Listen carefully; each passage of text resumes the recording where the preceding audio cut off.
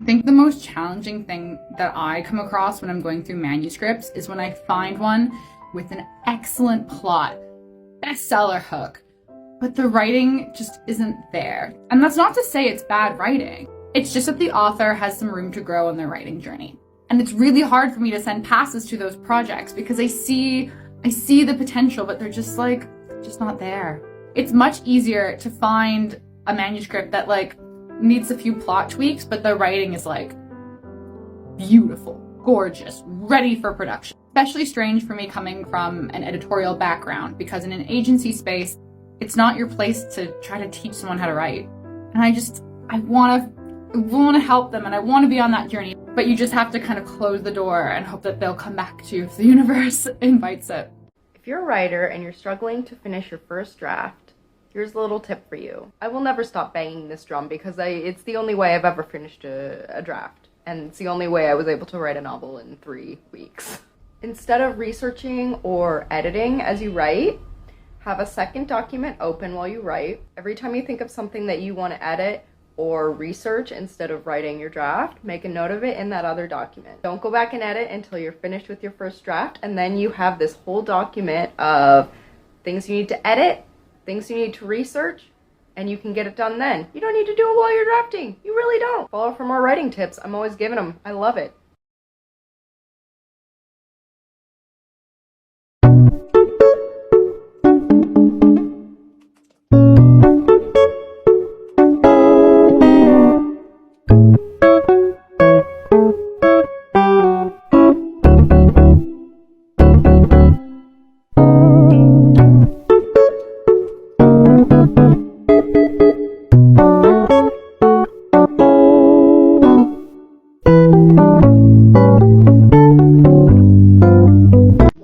So for this year, I set a goal to finish my first draft by the end of April, which is about 15,000 words per month, a total of 60,000 words by the end of April.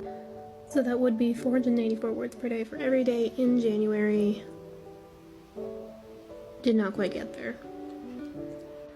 I got 960 words this week, and I recalculated, and for the rest of the month I'd have to write 585 words per day. I think I was on chapter 12 at the beginning of this week, and I am still on chapter 12, which is currently 1,027 words long right now. And my manuscript is at almost 27,000 words right now. The main character has just recently been turned into a cyborg, and that information was just recently revealed to her. And so she's kind of just relearning how to move, and that has been really difficult to write. Hopefully this next week goes better as I get past this Christmas post-New Year slump and get past the hard part of this. So yeah, that's my week. I will stand with you between the heavens and the earth. I will tell you where you are. Do you love me? I love you! From the moment I saw you trying to go over the wall, I have loved you desperately. I cannot breathe when you are not near. I love you, Charlotte. My heart calls your name.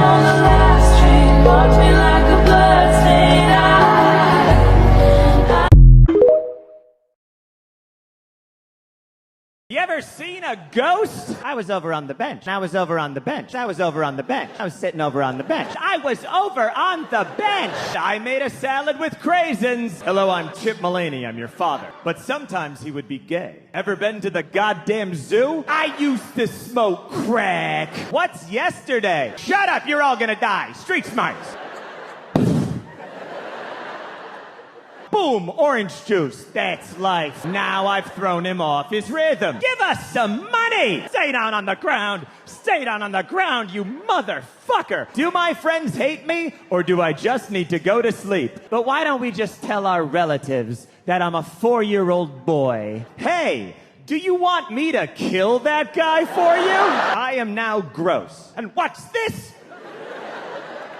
Peppa! I'm putting wires into a board filled with holes to move the voices around.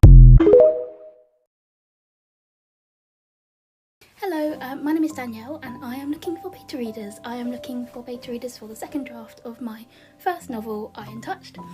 Iron Touched is a new adult, young adult fantasy novel. The protagonist Rory is 25 over the course of the first book, and she is a fae princess who discovers that she is immune to iron.